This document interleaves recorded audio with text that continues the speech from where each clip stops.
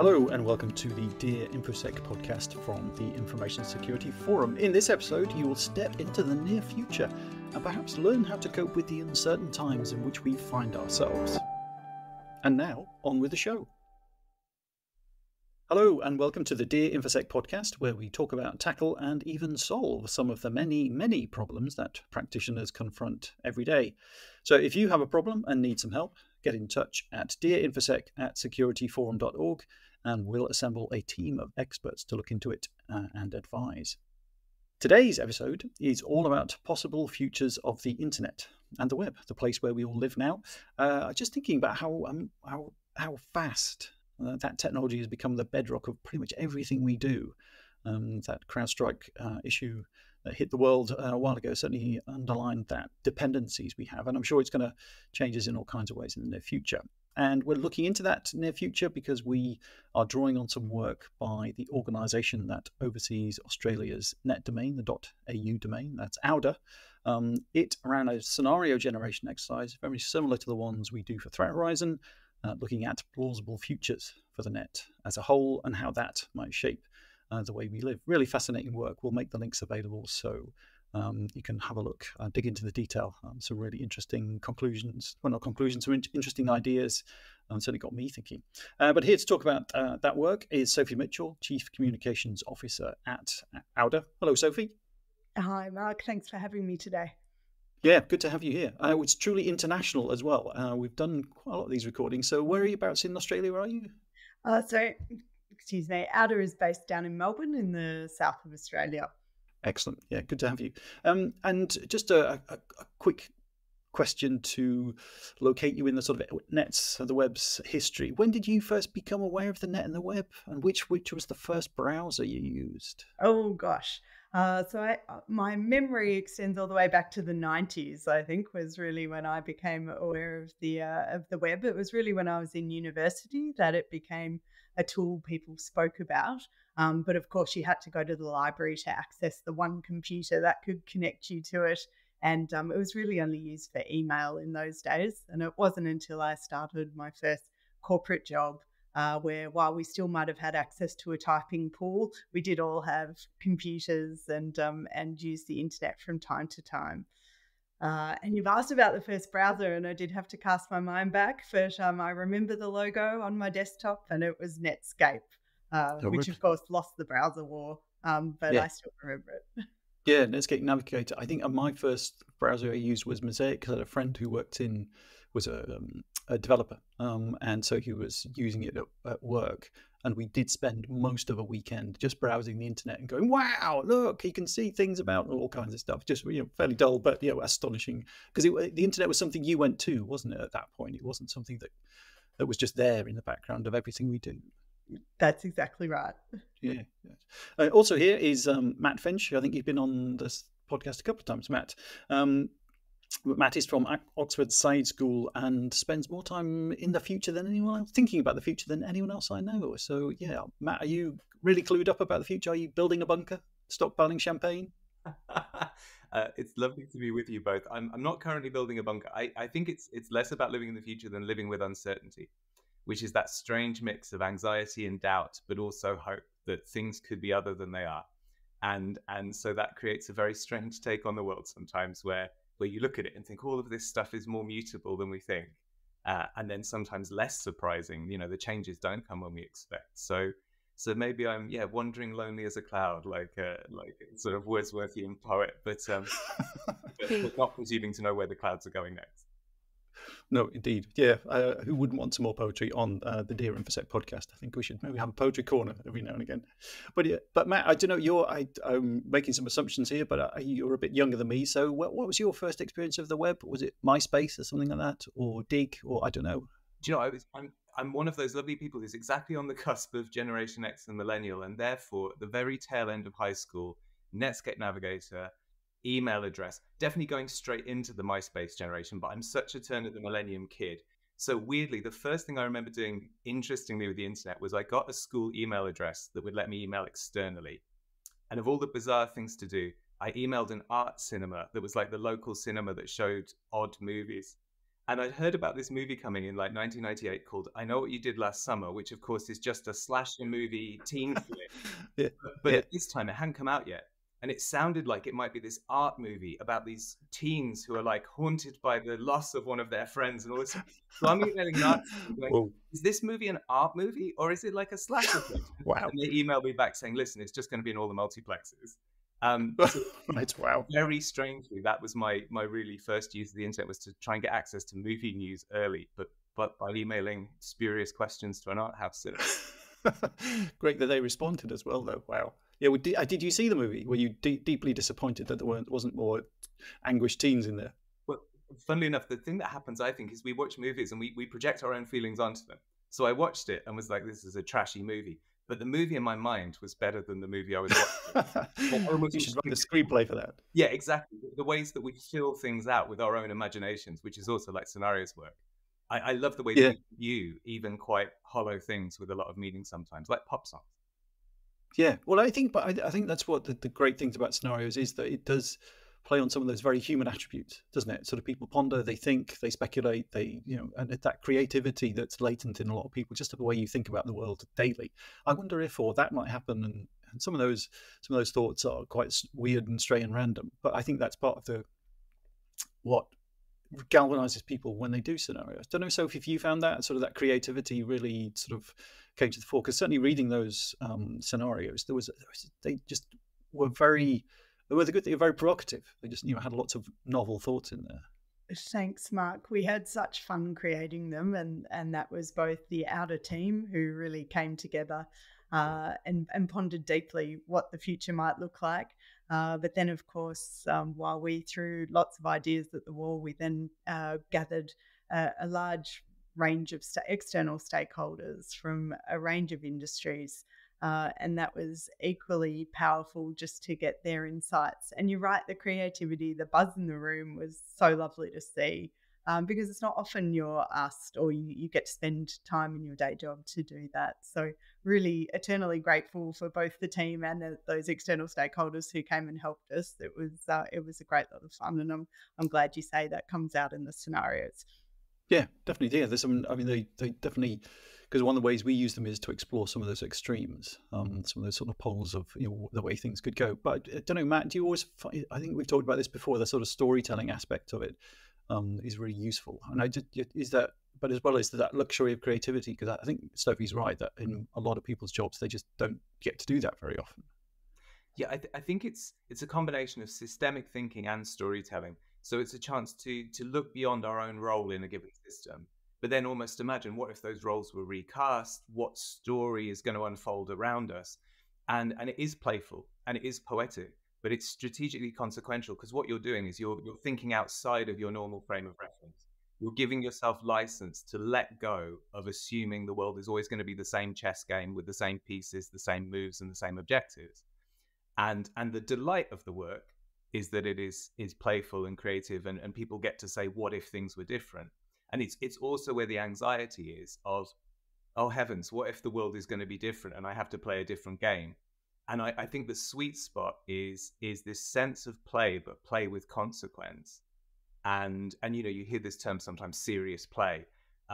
Finding your way into that groove, which I think Auda did a good job of bringing in public officials, representatives of big tech, representatives of non-profits, getting people who might not even agree on what the future should be or what's going on around us today, and saying, let's play things out. Let's play contemporary uncertainties out into the future. That was what the process seemed like from my perspective. Yeah, and I think certainly having read quite a bit of sci-fi, and for a long time I did think, science fiction is all about the future, isn't it? And it's not. Absolutely, it's not. It's about, like you said, it's contemporary anxieties and sort of trying to extrapolate those. And I guess, I mean, Sophie, that certainly seemed to capture a lot of that in those scenarios, that there was some contemporary anxieties being definitely explored. And yeah, some of those scenarios you came up with some of them aren't great places to live. Look, I think that's right. And I think, you do, when you lean into the future, you think about those concerns that are most pressing today. So I think we did certainly lead with those, but I did love seeing how people extended them. And you're right, some of those scenarios are a little grim, or a little dystopian. And indeed, in one of our first iterations, we really did say, we need to go back to the drawing board. Perhaps we're actually thinking, looking at the future as if it's too dark.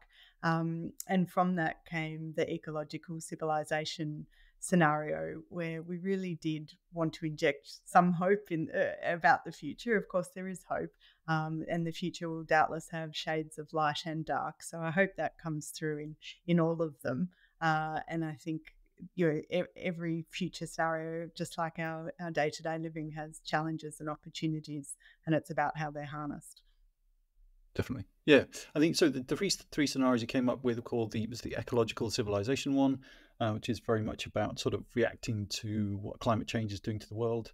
Then state of alert, which is about geopolitical tensions causing just all kinds of consequences, and people sort of becoming giving service and gaining social credits from governments.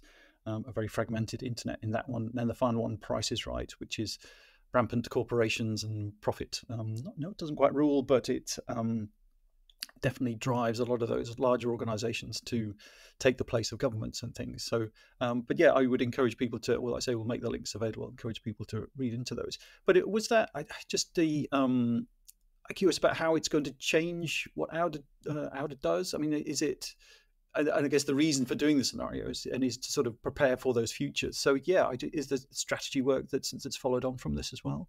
Yeah, thank you, Mark. And you're exactly right. So Outer is just coming to the end of its current corporate strategy, which is a 5-year strategy.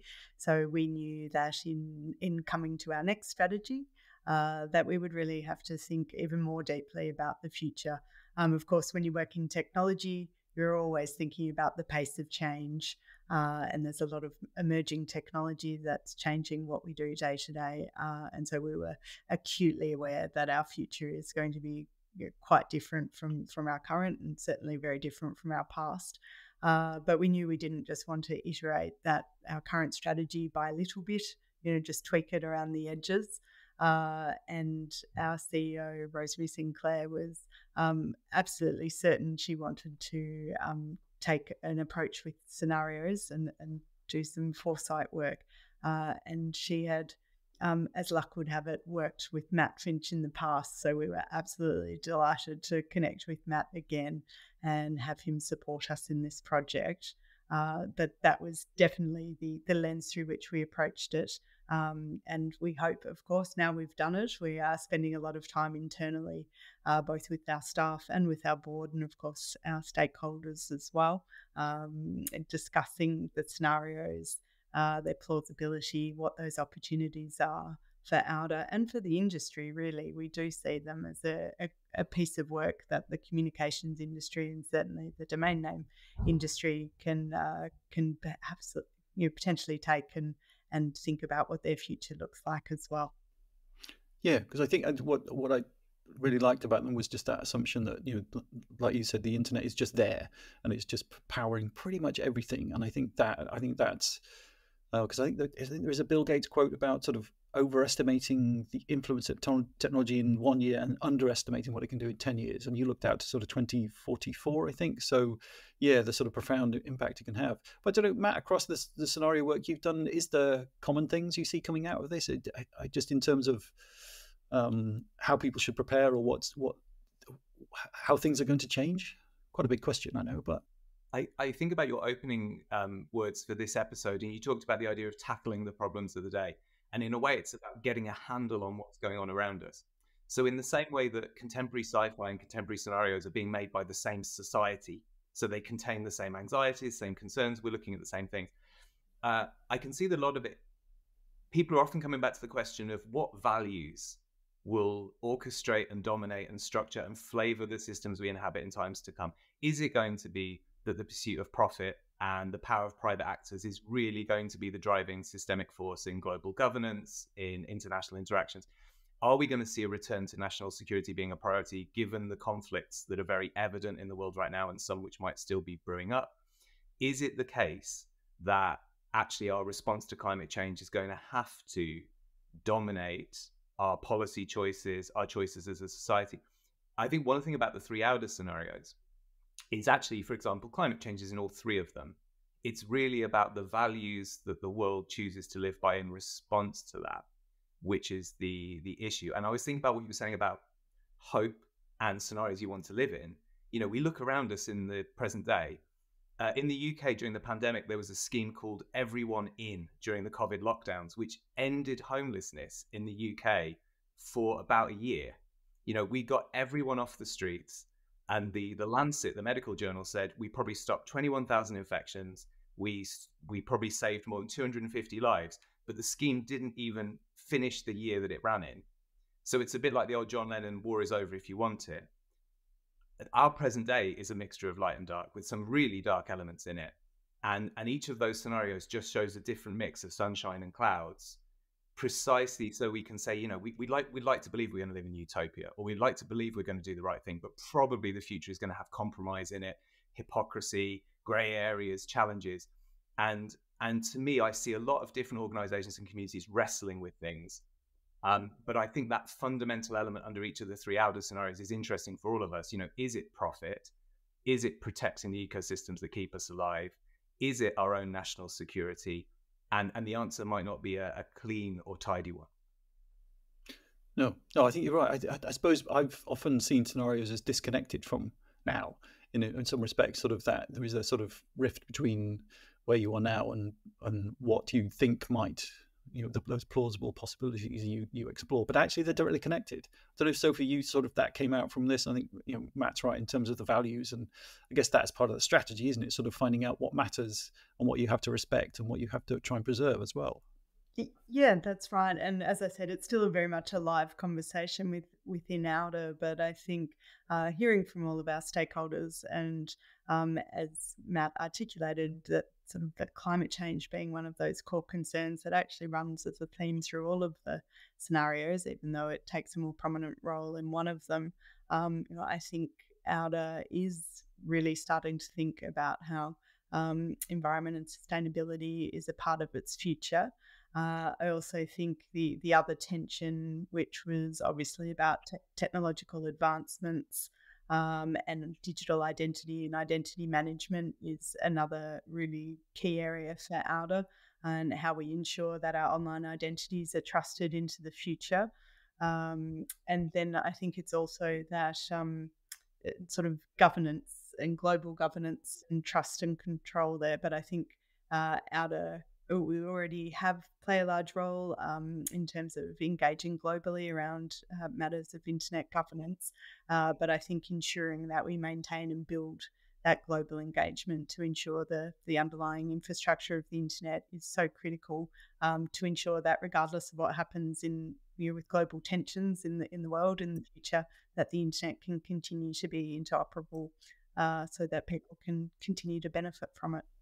Yeah, because I think Australia is in a sort of interesting place, isn't it? Because obviously climate change is a reality, wildfires and things like that. Whereas in the UK, people think about climate change, great, it's going to get warmer, less rain, hurrah, nicer weekends and better weather. But there's a reality there that, you know, a lot of the rest of the world is suffering as a result of that. Sorry, Matt, I interrupted you there. No, not at all. Let's build off that. I think precisely that notion, though, it's particularly in the ecological civilization scenario, it's the notion of systemic collapse.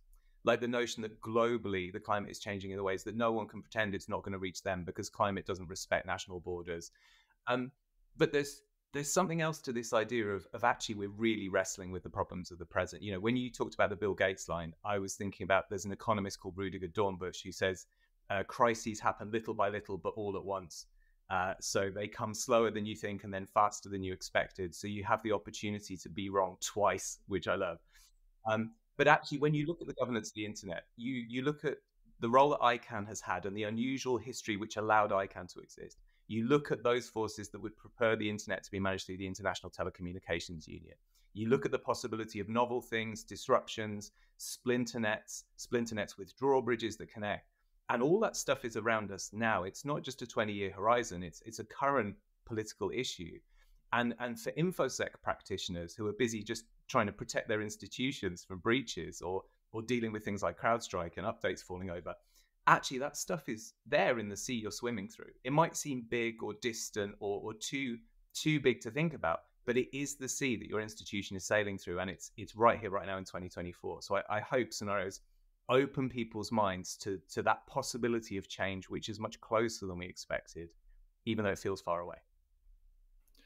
Yeah, I think so. Certainly we find that with when we do sort of member workshops and on scenarios, that sort of leaving aside the creativity and just the fun it can be, just to think about those kinds of things and get that time, that luxury to step away from that front line and dealing with those breaches and those other incidents day to day, just sort of think bigger. But I think it does give them some useful context as well, because I've just been thinking about sort of I mean, in the UK we had the recent general election, and before that politics was dominating. It was just, I could not get away from it, and it was really quite wearing. But now I don't look at the sort of political news so much, because it feels like it's settled down a bit, whereas the US is clearly becoming rather sort of fervid, and that election is going to be, some part of me just thinks I want that to be over so I can go back to enjoying nice restaurants and strolling in the countryside and not worrying about, and hoping that the adults are in charge, and things are just, but I'm fooling myself. And I think, I don't know, Sophie, if that's sort of part of it as well. I guess that's, we've alluded to this, that it's about which values you want to preserve and where you need to head as well, just so what you need to work towards as much as anything else. I think that's right. It is about what values you want to preserve, but I think it's also recognizing that you can't control every element of the future either. And I think you touched on it earlier when you were asking about sort of your climate change, and is that going to be the catalyst of the future? And I think there's probably a lot of civilizations that have come before us that didn't think, that thought they'd be around forevermore, but actually ended up being adversely affected, and whether it was, those who lived at Angkor Wat or, Machu Picchu. I think more recent studies have shown that in fact that was what probably led to their demise. And so I think some of these things we may not believe in climate change, or I think increasingly people do, or we may not think it will shape our future in the way that it will. But I think it's quite likely that there are other things that aren't yet on a horizon and that may not have appeared in these scenarios that will shape our future. But it's really how society reacts to those things and shapes. Yeah, and I think it's all about organisations, like you say, playing their part and just sort of contributing to that discussion as well. I think that's I think for a lot of organisations, again, sort of member organisations, scenarios are useful because it does help them, like you say, Matt, recognize their role in some of this, and they're not disconnected, and that they, it's a sea they swim in, but they have a sort of a course to plot as well, and they can take some other people with them too, when it's not just all about them. I completely agree. And one of the things I was reflecting on is, we talked about CrowdStrike at the top of this conversation, but like back in February, the Australian telecommunications provider Telstra, some of its servers had a problem, which meant that about 150 emergency services calls didn't go through, including a case involving a cardiac arrest where someone lost their life. And Telstra ended up having to apologize because of this. And I think Sophie might have some more detail and nuance on this. I read the story in The Guardian some time ago, so I could just see Sophie's face saying that we've got some more detail.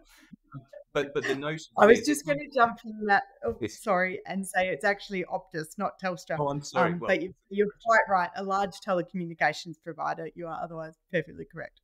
So just to go from the top of that paragraph then, to save us having that correction in the podcast. Back in February, an Australian telecommunications provider had problems with its servers, which meant more than 100 emergency services calls didn't go through, including a case where somebody had a cardiac arrest and they actually died. So you had a telecommunications provider having to apologize to this family and to the emergency services. If I'm running ambulances, I'm thinking about emergency healthcare, or I might be thinking about traffic, logistics. Now I am having to think about the fact that I'm part of a networked world. And InfoSec can only be so much of what a paramedic thinks about or their managers think about in a day-to-day. So I think it is about that whole of society response to these uncertainties. Yeah, I think so. But I think as well, the certainly for information security, it's at a really interesting place and point in its history, because I think it is acknowledging it has a bigger role to play and is trying to live up to that in some respects. But there's a lot of people who, I don't want to say haven't quite got it yet, but it sort of are very much about get the controls in place, the technical controls in place, and everything will be fine. And that's true to an extent, but there's a lot more work that needs to be done. And some of that is to do with attitude. Some of that to do with, like say, governance, Sophie. And it's just, sort of how you conduct yourself and how you pass on some of those good habits as well. So I think, yeah, it's becoming a bigger. But also, I think what InfoSec is good at is thinking about risk, and like say, coping with uncertainty and doing something about it. That resilience, be it one way or another. I don't know if Sophie, that's sort of thinking about what's next for Auda on this. It's just the outcomes from this. Is it changing the organisation? Is there sort of some? I guess you do have quite a long sort of gaze towards the future. But yeah, just what's the impact of this scenario work? Oh, thank you, Mark. I think it's definitely shaped thinking. And in fact, there's been a lot of discussions about how it changes the way you look at everything and probably forever, and whether that's the way you consume the news in the morning. I mean, even today I was looking at, there's so many articles about climate change, whether it be typhoons in Japan and flooding in India and Bangladesh and Australia. We're still in winter, well, only for another few days here, but we've just had our highest recorded temperatures in winter for ever, and I think that just led me back to scenarios and thinking maybe that ecological civilization scenario will happen sooner than we think, or some of those elements. So as I said, it's very much changed the way we think. Not just about our organisation now and the short-term challenges in writing that 5-year strategy, but it's changed the way we engage with our stakeholders. It's changed the conversations we have with them, and I think those changes are indelible. Yeah, I think for a lot of organisations who've gone through the scenario work, I think they do try to include more of their stakeholders. So it isn't just the InfoSec unit department capability; it's across that organisation. And I guess, Matt, that's that's a sort of reason for doing it, isn't it? It's sort of trying to make sure everybody understands what's at stake as we're setting up. I think it's one of the benefits of a community like the ISF membership is precisely in times of uncertainty, you kind of stabilize that to some extent by kind of joining hands with others. You know, if you're in a sea of uncertainty, the best thing to do is kind of lash the rafts together to some extent platform. But even I was thinking about what Sophie was saying, because we've talked a lot about the climate aspect in these scenarios, which means that's what's in the vision of our spotlight, the three of us. But actually, it's the other things in the corner of your vision as well. I look at the Telegram chief being arrested in France, and I think it was like he was betting on something like Auda's Price is Right scenario, where actually private actors, big tech, can do what they want. They don't have to obey regulation. And if people sanction them, they can ignore it. Whereas France feels like it's trying to push the needle more towards a national security-based state of alert scenario, where actually our security concerns trump your ability to be a multinational or transnational entity. So you can see people have different ideas of the future in their head. They're steering towards them because they think they're going to arrive, or they think they can make them arrive. And then somehow we're like a canoeist shooting the rapids. We have some control and some agency, but never fully master everything, because none of us are omnipotent, right? We can't wave a magic wand to get exactly what we want. So there's something about which futures are we betting on, implicitly or explicitly. Yeah, but I think it'd be quite dangerous if we all had magic wands. Heavens, what would happen then? The way the world changed. Power in the hand of the wrong people. What could possibly go wrong? That's so true, Mark, though. I think that was what I found interesting in this, in involving the scenarios too, is that some people really do want that magic wand, and they find that swimming in that sea of uncertainty so disquieting. They really don't enjoy it and swim as hard as they can to get to the other side. Yeah, but I think, again, I suppose because I'm definitely in those waters up to my neck, if you see what I mean, because I watch the news a lot, and with Sophie, I'm sure, with communications as well, you sort of, news just gets overwhelming sometimes. But equally, I think the scenario work does give you a sense of calm about it, because you see it day to day, and you think the waters are always going to be choppy, and like you say, it's sort of, so where do we steer for? And I think that's the real value of this stuff, is that you aren't kidding yourself that things are going to the water's going to be calm, and there's no clouds in the sky and it's all sunny. I think like you say, Matt, and I guess you're quite level-headed about these things, and sort of, has that helped you sort of weather some of these problems and the stresses that they can inflict upon you? It's a good question. There's a well-known American psychotherapist called Irving Yalom, who did group therapy. He pioneered group therapy with people who had terminal diagnoses. And somebody said to him once, this is incredibly anxious work, because it is about people facing end of life. And yet you go into a room with a group of these people, and somehow you enable them to have quite difficult conversations. And they said, so does it make it easier for you? How did you do it? And he said, well, look, I was always an anxious kind of guy. So when I went into the room and it was very anxious, I was like, fine, I know this. So I think sometimes it's like that. What I was wondering, when you were talking about magic wands and you were talking about science fiction earlier, because I know you're a fan of this kind of writing and everything else. Mark, what leapt out for you when you saw these scenarios as someone who, as you say, swims in these same seas of uncertainty? Was there stuff with you where there was moments of wonder, moments of shock, moments of like, oh, I haven't seen that before? What stood out for you about the outer scenarios?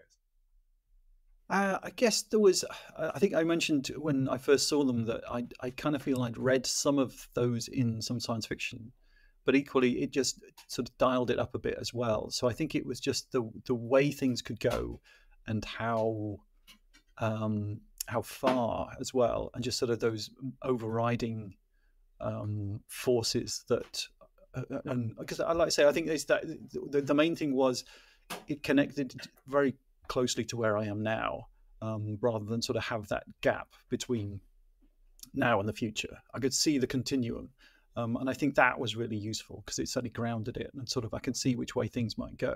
And I think that was one of the great things about those scenarios, Sophie, is just that they do acknowledge the present, and they're a really good extrapolation. You can sort of see how things might go, and I suppose there's hints, straws in the wind of that, some of that now. And I guess again that's the sort of value of the work, is just to try and get people to appreciate some of those, some dangerous directions they might go, but equally the useful and instrumental directions they might go as well. It's sort of, yeah, you can steer these things, and again it's sort of that, like I say, Matt, becoming familiar with and not happy with that anxious place we all live these days, but just getting better at dealing with it. So just to close off the discussion then, Sophie, I don't know, are you happier about the future now, the way it might go? Is that been part of, is it a kind of therapeutic process as much as anything else to go through these? Oh, Matt, I so deeply enjoyed the process. I'm not sure if I'm happier about it personally, but from a professional, from a work perspective, I just think it was invaluable. And it certainly allows, I think, Outer as an organisation and the team at Outer to face it with a little bit more confidence, or that we have the tools to navigate those challenges and opportunities. I think it was a great framework through which the team can consider our future and our future strategy creation as well. So so I think I do face the future with more confidence. How about you, Matt? Have you sort of got a smile on your face, or are you, let's say, building a bunker? Back to that. I think it's about being clear-eyed about the limits of your agency, which includes the possibility that you can do more than you think, but you're not necessarily going to get exactly what you want. So that sense of not being affronted if the future doesn't align with just what I wished it to be, but also recognizing that I do have some choice, influence, and control. And I think even you sort of hinted at this with things you were saying before about, grown-ups in the room and politics. Actually, for some people, they thought the grown-ups were in the room at the end of the Cold War, and yet the choices made at the fall of the Soviet Union have had an impact on the geopolitics we have today. Of you might look back and say, if you're doing scenarios in the 1990s, are we a bad scenario from the perspective of 1990? And who seemed to be the grown-ups in the room in 1990, did they really make good choices? That's always the question. And I think that notion of, it's like looking for your keys. You lose your keys in the dark and you search for them under the light from the lamppost. Actually, what is beyond that circle of light? That we all think we're looking in the right place, but actually we're just looking where we can. And I think being comfortable with the idea that there is darkness and we can do something about it, but not everything. That's where hope lies for me. Yeah, I think you're right. I think that's the profound point about here. Like you say, you'll see where you're going and hope for what you might get, and then prepare for what you might not. I think that's a sort of where scenarios can definitely take us. So there is some hope there, and I think it is that familiarity with these choppy waters as well, sort of coping with that. But I've really enjoyed this discussion. I always do. It's always a great sort of thinking about the future. I love those kind of things. Thanks to Matt, thanks to Sophie, and thanks to everybody for listening. We covered a lot of ground, but some really, really good stuff there. And I think thanks Sophie for taking the time, because I know it's the end of your day. My pleasure. Thanks for having us. Thanks for listening. Tell your friends, tell your colleagues, get everyone to listen to this. You can now find ISF podcasts on all major podcast platforms. Just search for Dear InfoSec where you get your podcasts, or look for our page on Audio Boom where you can subscribe to make sure you don't miss an episode. The podcasts are also available at securityforum.org where you can also learn more about ISF research, tools and guidance.